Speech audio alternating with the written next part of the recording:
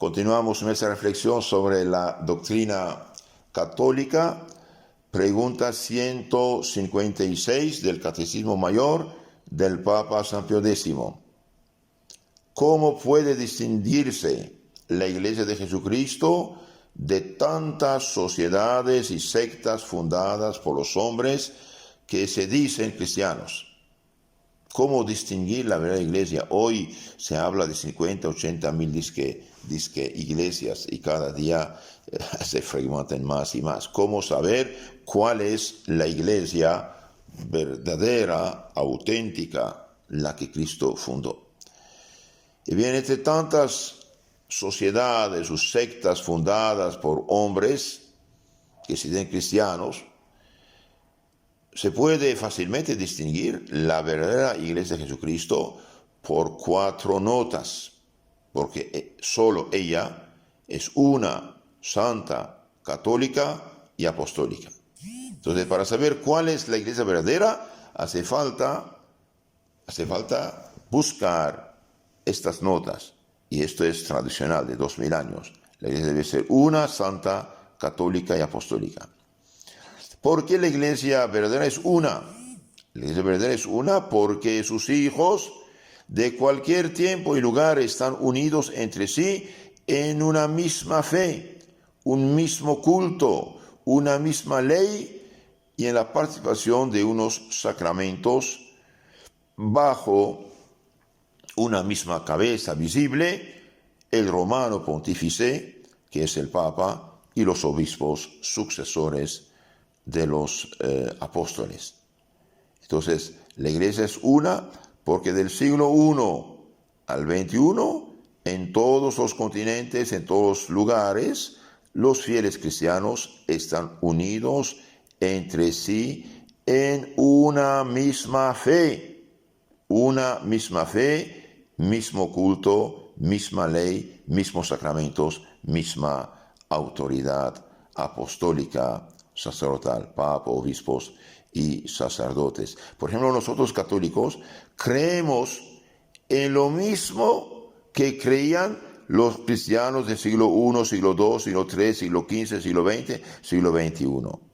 Los protestantes de hoy, en su mayoría, no, digamos todo, más bien todos, no creen lo mismo, la misma fe apostólica, no creen. Aunque los luteranos, anglicanos, calvinistas han guardado bastante cosas del credo católico, gracias a Dios. Por eso, entre ellos los más serios, más profundos, cuando leen un poco la historia y a fondo la Biblia, se hacen católicos, pero los pobres disque cristianos de hoy ya no saben nada, no creen nada. Inventaron unas cositas selectas, echaron todo lo demás, eso es totalmente falso. La misma fe, bien, cristiana, auténtica, que dice Dios es Padre, Hijo y Espíritu Santo. Que Jesucristo se hizo hombre, el Hijo de Dios, Jesucristo se hizo hombre para salvar a los hombres, nació de Santa María Virgen, la llena de gracia, la llena de santidad, la que deben llamar bienaventurada a todas las generaciones. San Lucas 1:48, el mismo culto, bien, del siglo I al XXI, todos los fieles cristianos han creído que la misa es el sacrificio de la cruz, renovado sobre el altar con la misma eficacia en nuestro provecho. Mismo culto, desde Jesucristo ya no hay otro sacrificio que el sacrificio de la cruz renovado sobre el altar. Y nadie puede ofrecer este santo sacrificio, bien, si no es ordenado sacerdote o presbítero por mano de los apóstoles. Hoy cualquier laico que se hace pasar por pastor, usted dice pastor de nada, y bien pone un poco de pan y vino y hace un simulacro, eso no vale nada. Ese es culto sacrílego, un culto que ofende a Dios, un culto que favorece más bien la perdición de las almas. Una misma ley, la ley de Cristo, por ejemplo, del siglo I al XXI, siempre la iglesia madre, la iglesia católica apostólica dijo no hay divorcio porque Cristo no permite divorcio. ¿Qué hacemos? Así es, no hay divorcio.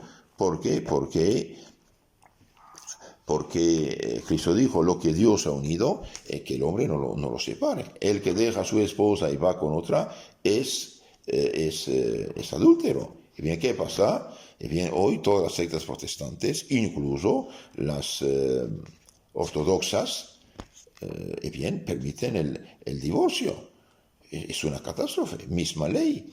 Y también participación de los mismos sacramentos. Del siglo I al XXI siempre se ha creído que la gracia de Cristo, la salvación de Cristo, se comunica a las almas mediante los 7 sacramentos como 7 canales de la transmisión de la vida divina a nuestras almas. Lutero y después Lutero de generación total cree en Cristo, está salvo. Y bien, de hecho, ni eso dice el texto, dice serás salvo, pero a ellos no les importa cambiar todo esto. Entonces, la iglesia verdadera es una en el tiempo, una en el espacio, y todos sus hijos de todos los siglos profesan la misma fe, misma moral, mismo culto, misma ley, mismos sacramentos, misma jerarquía apostólica, es decir, sacerdocio, y la cumbre del sacerdocio está representado por el Papa que llamamos Romano Pontífice. Otra pregunta, 158. ¿No podría haber más iglesias? No puede haber más iglesias, porque así como no hay más que un solo Dios, una fe, un solo bautismo, así no hay ni puede haber más que una sola y verdadera iglesia. Hay un solo Dios, una fe, un bautismo, no hay otra iglesia que esta, la que Cristo fundó. Y de hecho Cristo a nadie dio poder de fundar iglesias. Los que fundan iglesias pecan y hacen pecar. Los que fundan iglesias pecan y hacen pecar. Hay un solo Dios, Padre, Hijo y Espíritu Santo. Una sola fe, y esta fe es la fe predicada a los apóstoles, por los apóstoles a los primeros cristianos. Y esta fe fue comunicada, entregada como un depósito a los lugartenientes de los apóstoles. Oh Timoteo, guarde el depósito. 1 Timoteo 6, 20. San Pablo dice a los obispos, presbíteros de Éfeso, Dios os ha puesto al frente de su iglesia que adquirió con su sangre. Cuídense de ustedes y del rebaño. Hechos 20, 28. Es importante una fe. Un solo bautismo, no hay bautismos. Ahora, ¿por qué cuando en las sectas primitivas protestantes se bautizaba, por qué la iglesia reconoce este bautismo? Porque ellos hacían algo católico. En la medida que una secta, una disque iglesia separada, fundada por hombres, en la medida que esta secta o disque iglesia hace algo que es católico, hace lo que hace la iglesia católica, vale su bautismo. Lo que hace. En la medida que cree otra cosa y hace otra cosa, ya no vale. Por eso las últimas sectas, dije, no tienen bautismo válido. Y de veras, los sacerdotes que no saben esto o no alertan al pueblo acerca de esto, están haciendo un error fatal. ¿Por qué? Porque esta pobre gente no tiene nada, pero se dicen cristianos.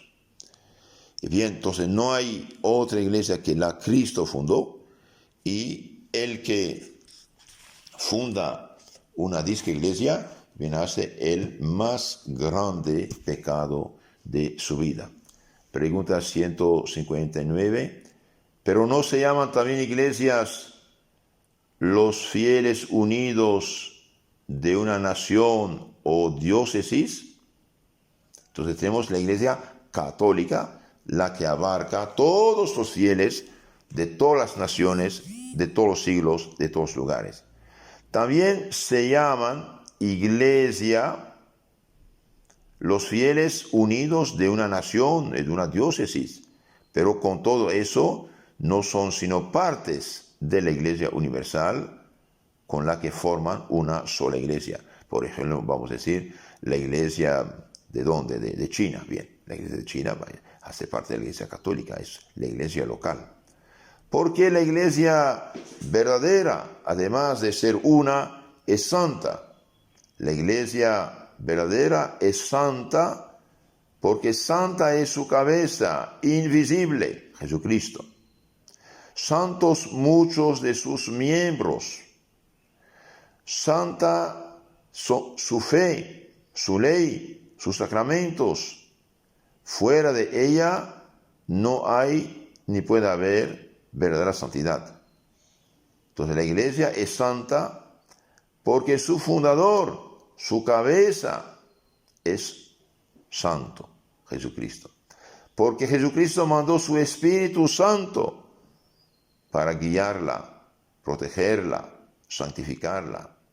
Porque muchos de sus miembros, de sus hijos, son santos. Todos los cristianos que en ese momento viven en estado de gracia, de santidad, y bien son santos, aunque no hagan milagros, y no es necesario que hagan milagros. ¿Qué es ser santo? Significa vivir en estado de gracia, de santidad, de pureza del corazón, del alma, no tener pecado mortal sobre la conciencia no confesado. Todo cristiano que en ese momento está en pecado mortal ya no es santo porque renunció a la santidad por su capricho, por su pecado. Pero al confesarse, al arrepentirse, al reconciliarse con Dios, al recibir el perdón de sus pecados, en nombre del Padre, del Hijo, del Espíritu Santo, y el Espíritu Santo de Cristo expulsa el pecado del alma de este cristiano y lo hace otra vez santo. Entonces muchos de los miembros de la iglesia son santos. También santa es su fe, su ley, sus sacramentos. Entonces la fe, los sacramentos, la ley de Cristo no pueden ser cambiados, no pueden ser mutilados, no pueden ser contaminados con opiniones, con opiniones humanas. Por eso San Pablo lo dijo desde el inicio, si alguien viene a ustedes y os anuncia un evangelio distinto, es un mensaje, una fe distinta, diferente del que habéis recibido, sea anatema, sea maldito. Lo he dicho y vuelvo a repetir, aunque un ángel venga, no deben creerlo. No sé cómo los mormones pueden creer esas cosas de un ángel moroni supuestamente. Es una locura que cuando dice San Pablo en Gálatas 1:8. Entonces, santas son la fe, los sacramentos, la ley de Cristo. Y también fuera de esta iglesia, una santa católica, no hay ni puede haber verdadera santidad. La iglesia es una, es santa. Ahora muchas veces se escucha la iglesia pecadora. No, señores. La iglesia es santa. Puede tener hijos pecadores y de hecho los tiene. Eso no importa. Bueno, sí importa, pero no afecta la santidad de la iglesia. La iglesia es santa en sí misma. ¿Por qué? Porque su fundador es santa. Sus medios de santificación son santos. Su fe, su culto, sus sacramentos son santos. Y el Espíritu Santo fue dada a la iglesia precisamente para santificar a los miembros. La iglesia puede tener hijos pecadores, los tiene por desgracia, y las fuerzas ocultas bien promueven mucho la corrupción para precisamente quitarle la santidad, para entregarlos al demonio, pero la iglesia es santa aunque tenga a veces ministros o tenga hijos pecadores. Pero la diferencia entre el hijo pecador y el desviado hereje es muy grande. Porque a pesar de ser pecador, el católico todavía es miembro, hijo enfermo de esta iglesia. Y por tener la fe, puede acercarse a la confesión, reconciliarse con Dios y seguir su camino para salvarse. Nuestra meditación sobre la doctrina católica, analizamos el Catecismo Mayor del Papa San Pío X, pregunta 161. La iglesia verdadera, además de ser una santa, es católica, que quiere decir universal, porque abraza los fieles de todos los tiempos y lugares y de toda edad y condición. Y todos los hombres del mundo son llamados a formar parte de esta iglesia católica. Nos dicen, siempre el demonio tiene que poner su nariz y confundir a la gente, sí, pero la palabra iglesia católica no está en la Biblia. Bien, la palabra teléfono tampoco está en la Biblia. La palabra iglesia católica sí tiene su contenido en la Biblia. Cuando nuestro Señor, al subir al cielo, dice a los apóstoles, vayan en todo el mundo y prediquen el evangelio a todas las naciones, a todos los pueblos. ¿Qué significa esto? Todos los pueblos, todas las naciones bautizadas, ¿qué forman? Y bien, forman una iglesia universal, una iglesia mundial, una iglesia internacional. Y como en esta época se hablaba latín, griego, arameo, y bien, como muchas palabras griegas, y bien, la iglesia se dijo iglesia católica, es decir, iglesia universal. Entonces, decir iglesia católica y decir iglesia cristiana universal, mundial, es lo mismo. San Mateo 28, 19. La iglesia es universal. Abarca todos los fieles de todos los tiempos y todos los lugares, del siglo I al XXI. Es decir, el mundo sigue hasta el 101. Abarca a los fieles, todos tiempos, todos lugares, de toda edad y condición. Y todos los hombres del mundo son llamados a ser parte de esta iglesia católica universal. Ahora, la iglesia católica no es solamente la latina, aunque la latina se extendió al mundo entero. La iglesia católica abarca todos los fieles cristianos unidos a San Pedro, que estén en Oriente, que estén en Occidente, que estén en Asia, en África, en Europa, en las Américas o donde quiera. De hecho, en los primeros siglos, la iglesia católica no solamente se llamaba católica la de Roma, sino toda la de Asia, de África, de Egipto, todos eran católicos, todos los fieles cristianos. De hecho, la palabra católica viene del griego, dije, y los cristianos griegos, rusos, hoy todavía dicen, creo, la iglesia una santa católica.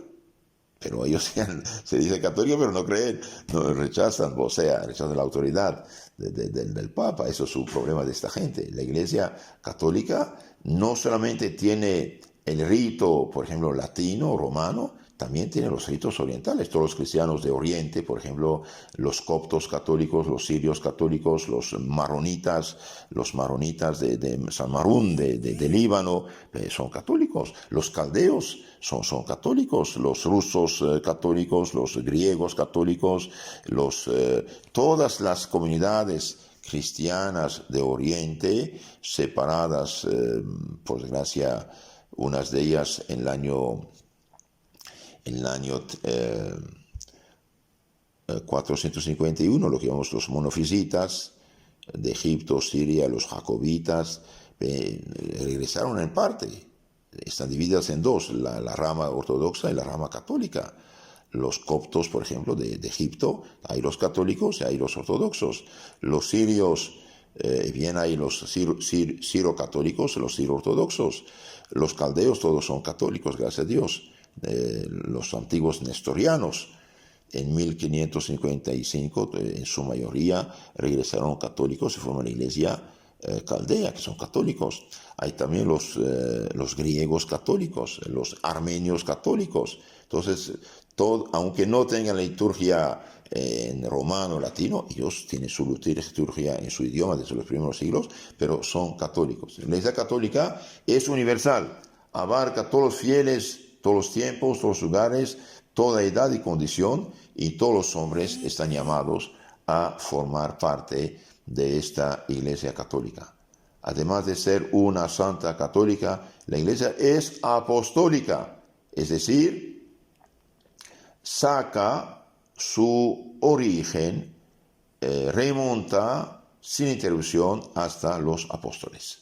Saca su origen de los apóstoles. La iglesia es apostólica porque se remonta sin interrupción hasta los apóstoles. Porque cree, enseña todo lo que ellos creyeron, enseñaron, y porque es guiada y gobernada por los pastores que electamente les suceden. Entonces, queridos hermanos, esto también es sumamente importante. La iglesia es una, santa, católica y apostólica, y debe tener 2000 años, por lo tanto. Ahora, ¿esta apostólica qué significa? Que significa que esta iglesia existe en la misma fe, misma autoridad, mismo culto, desde los apóstoles hasta hoy. Los apóstoles, dijimos, dejaron lugartenientes que son los obispos, y el obispo de Roma que llamamos Papa. Ya lo dije varias veces, lo repito porque es importante. Hechos Apóstoles 20-28. Ahí vemos que San Pablo dice, Dios os puso, dice a los obispos, presbíteros, al frente de su iglesia, que adquirió con sangre. Cuídense de ustedes y del rebaño. Vemos también en 2 Timoteo 2:2, oh Timoteo, lo que oíste de mí, comunícalo a hombres fieles, capaces de comunicarlo a otras personas, es decir, la sucesión apostólica. Nuestra iglesia católica desde el siglo I al XXI dijo, también cree y enseña todo lo que ellos creyeron, enseñaron. Lo que los apóstoles comunicaron, los sucesores, papa y obispos, lo recibieron, lo comunicaron. Y también porque esta iglesia está guiada y gobernada por la legítima autoridad que viene de los apóstoles y no es una autoridad usurpada por tal o tal fundador de secta. Del siglo I al XXI, todo obispo católico recibió la imposición de mano, recibió el Espíritu Santo, recibió la misión de la mano de otro obispo. Oh Timoteo, lo que oíste de mí, comunícalo a hombres fieles capaces de comunicarlo a otros. Oh Timoteo, no imponga fácilmente la mano sobre cualquier cabeza, es decir, no haga obispo o sacerdote cualquiera para que no tengas parte en sus pecados. Oh Timoteo, te dejé en tal lugar para que hagas callar a los imprudentes que hablan lo que no deben. Entonces vemos que sí hay una autoridad legítima, sucesora de los apóstoles. Ahora, las iglesias orientales que se llaman ortodoxos, ellos sí son apostólicas en sentido que tienen el sacerdocio, tienen la sucesión apostólica. Ellos todos eran católicos. En el año 1054, por desgracia, se han separado de la iglesia romana, del Papa, y guardaron, gracias a Dios, todo lo que tenían, menos la cabeza, y eso es una catástrofe. ¿Por qué? Porque entre ellos también no hay unión, ahí son divisiones y cada iglesia es una iglesia nacional, pero tienen el sacerdocio, tienen los sacramentos, tienen la Santa Virgen, pero debido a su separación corrompen la doctrina. Por ejemplo, todas las iglesias ortodoxas, por desgracia, permiten el divorcio, segundas bodas. Y yo pregunté a un sacerdote ortodoxo, ¿de dónde sacaron esto? Pues yo sé, no está en el Evangelio y la Biblia no lo acepta. ¿Por qué lo hacen entonces? ¿Por qué? Porque siempre, cuando nos separa de la iglesia que Cristo fundó y de la cabeza que es el Papa, ahí habrá problemas. Y hay problemas, de hecho. Entonces, la iglesia es una, santa, católica y apostólica. También se dice romana. Pregunta 163. ¿Por qué la iglesia verdadera se llama romana?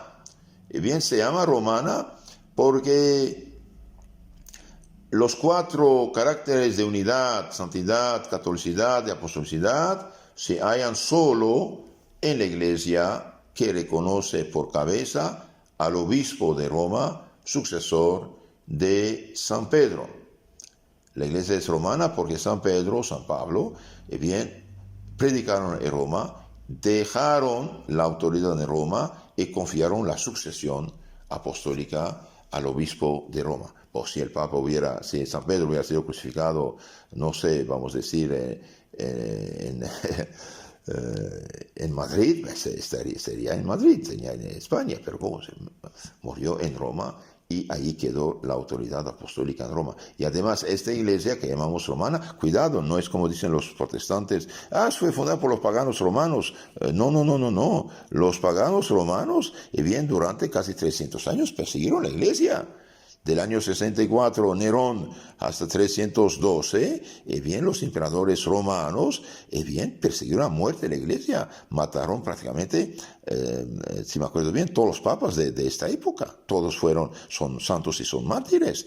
Más tarde, cuando Constantino puso fin a la persecución salvaje de Diocleciano, en 212, bien, poco a poco, esta autoridad del pueblo romano, del emperador romano, bien va a reconocer a la iglesia católica, la iglesia que viene de los apóstoles, y favorecerla, y finalmente Constantino construyó el mausoleo, la tumba de San Pedro sobre su tumba, lo que va a ser el Vaticano. Entonces la iglesia es romana, no es que los romanos inventaron esta iglesia, porque San Pedro murió en Roma, y más tarde los hijos de los perseguidores se hicieron cristianos, se hicieron bautizar, fueron evangelizados, y finalmente hicieron esta iglesia de San Pedro. La iglesia es romana porque San Pedro murió en Roma y no por otra razón. También la iglesia es romana, la iglesia católica es romana porque en ella encontramos, sí, dijimos, los caracteres. La iglesia debe ser una, hay unidad, santidad, catolicidad y apostolicidad. Y también porque la cabeza de esta iglesia es el obispo de Roma, que llamamos San Pedro. Queridos hermanos, estamos viviendo en una confusión muy grande actualmente, muy grande. Por desgracia, mucha gente no conoce la doctrina católica y piensa que todo debe evolucionar, todo debe cambiar, y la gente mezcla la evolución científica con la evolución de la fe y de la moral. Eso no es posible. La fe y la moral no cambian. Cielo y tierra pasarán, mis palabras no pasarán, dijo nuestro Señor Jesucristo. Por lo tanto, querer cambiar el Evangelio, adoptar el Evangelio al tiempo actual, bien, es una locura. Cielo y tierra pasarán, mis palabras no pasarán, dijo nuestro Señor Jesucristo.